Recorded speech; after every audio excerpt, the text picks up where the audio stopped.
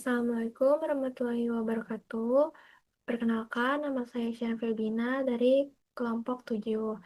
Sini saya akan menjelaskan terkait tugas mingguan dari penelitian operasional 2 di shift 2.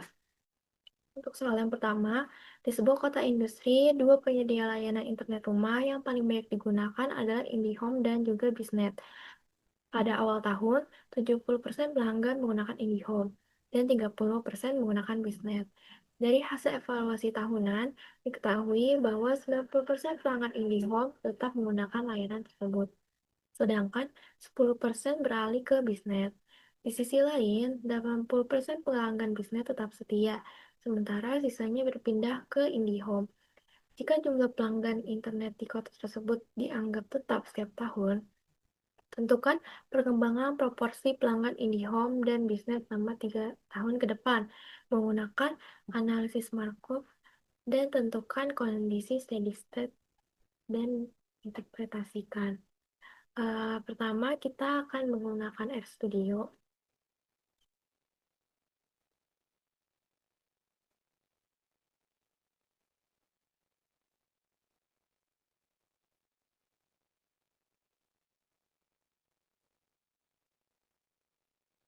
Pertama, kita harus mendefinisikan vektoral proporsi pengguna saat ini.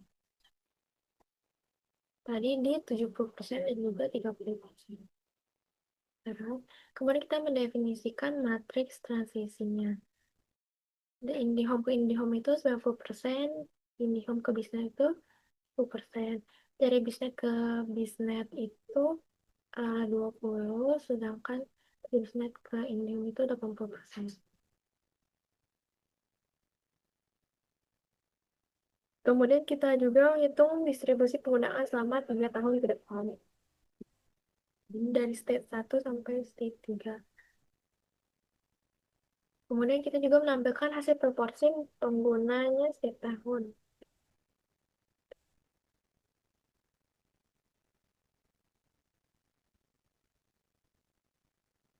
Kemudian juga kita menginstal library untuk operasi matriksnya.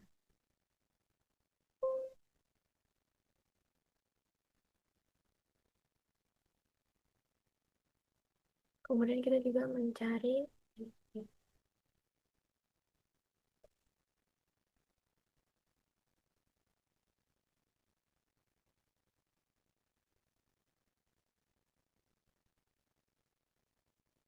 Oke.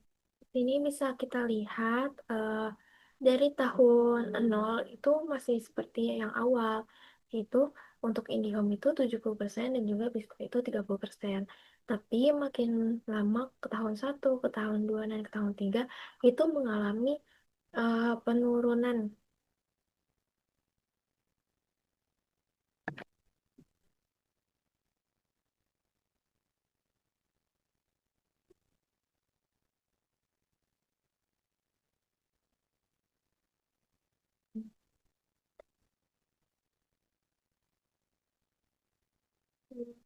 Dapat penurunan jumlah konsumen, baik itu di IndiHome maupun di Biznet. Kemudian juga untuk steady state-nya di 0,6667 dan juga untuk IndiHome kemudian untuk Biznet-nya itu di 0,3333. Oke, kita akan menggunakan untuk menggunakan Markov, kita pilih modul, kemudian di sini ada Markov Analysis, kita new aja.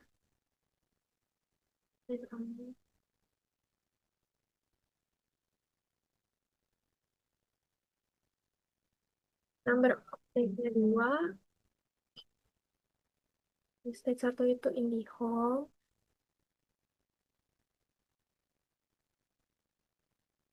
kedua itu Biznet. Untuk IndiHome itu di 70%.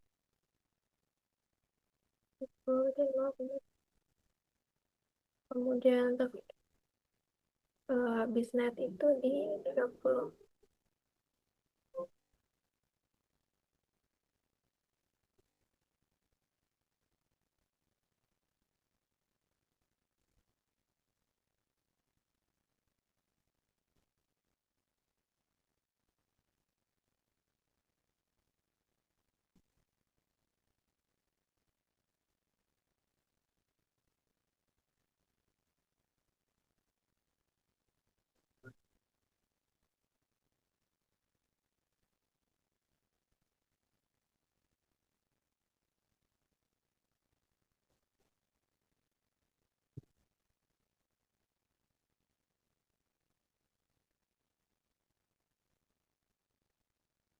Berarti sama seperti tadi ini untuk steady state-nya itu di 0,6666 dan juga untuk IndiHome dan juga BISnet itu di 0,333. Jadi dapat disimpulkan bahwa eh,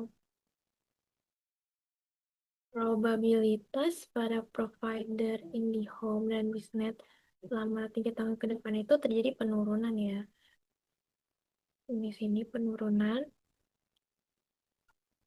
jumlah konsumen yang awalnya tuh 70% dan juga 30%. Nah, untuk IndiHome itu menjadi 67,81 dan untuk bisnis menjadi 32,19%. Eh, Kemudian juga dalam steady state-nya juga di sini bisa lihat bahwa IndiHome itu tetap menjadi pilihan utama dan bisnis itu menjadi pilihan setelah IndiHome di 0,333 atau 33%. Oke, lanjut ke nomor 2.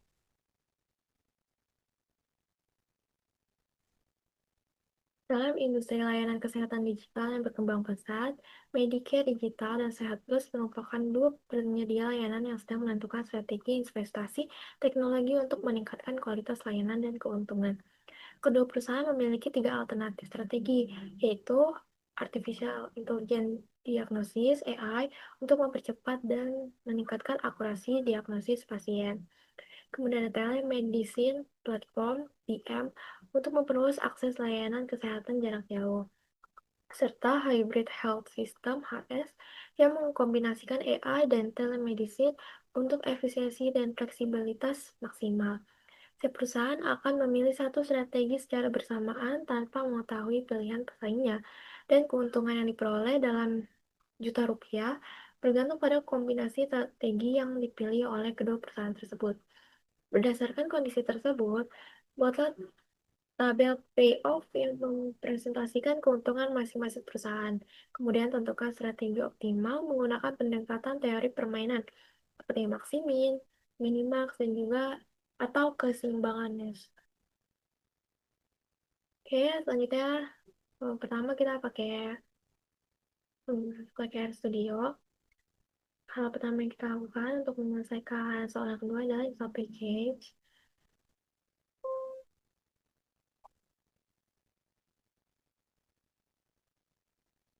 Kemudian kita juga membuka library. Kemudian kita membuat matriks payoff yang tadi di tabel, kita ketik aja di sini.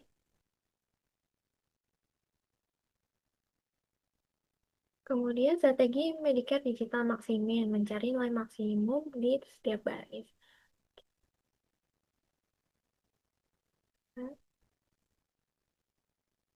Kemudian menentukan nilai maksimal di setiap baris. 250. Strategi Satlas itu minimax, mencari nilai maksimum di setiap kolom. Oke, so, menentukan nilai minimal tiap kolom itu di 80.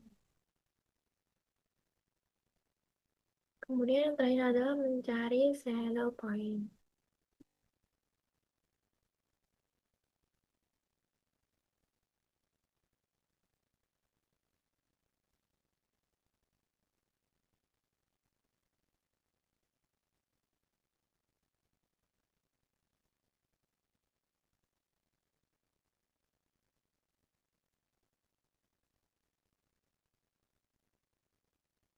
Karena di sini nilai minimaxnya 85 dan juga ini. Hah, oke. Di sini nilai maksimumnya 50, sedangkan nilai minimaxnya itu 85, maka tidak ada saddle point-nya. Artinya tidak ada satu strategi yang murni yang optimal untuk kedua pihak sekaligus. Kedua perusahaan perlu mempertimbangkan strategi campuran. Oh, ya keseimbangan hash. Kita lanjut ke PM.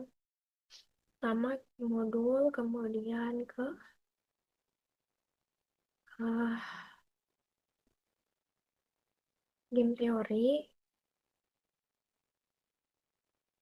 menu, tadi itu kolom dan itu kolom dan baris bawah,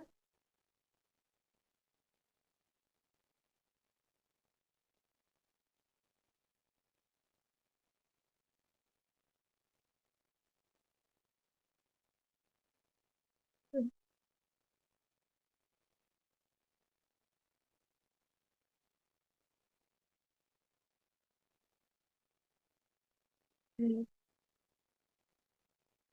Yang ini itu kita masukin aja tabel yang ada di soal. Hai, ini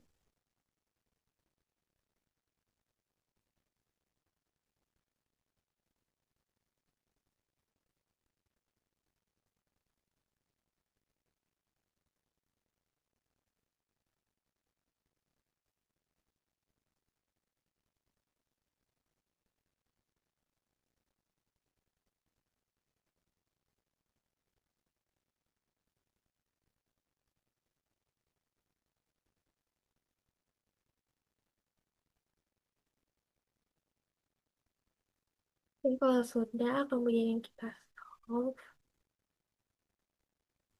Kemudian ini hasil dari POM-GM, pemain baris, itu probabilitas 0,71, 0, jadi 0,29. Untuk pemain kolom itu 0,64, 0, dan juga 0,36 untuk probabilitasnya. Kemudian untuk nilai permainan, value of game, diperoleh adalah sebesar 62,62, yang berarti itulah perkiraan rata-rata yang akan diperoleh pemain baris apabila kedua belah pihak memainkan strategi campuran optimalnya masing-masing. Oke, dapat disimpulkan juga eh, hal ini mengindikasikan tadi nggak ada shadow point di RStudio, mengindikasikan nih bahwa tidak terdapat strategi murni yang optimal bagi kedua belah pihak, sehingga diperlukan pertimbangan strategi campuran agar masing-masing pihak dapat memaksimalkan keuntungannya, sekaligus meminimalkan kerugiannya dalam persaingan yang ada. Ya, sekian penjelasan dari saya, kurang lebihnya mohon maaf. Terima kasih.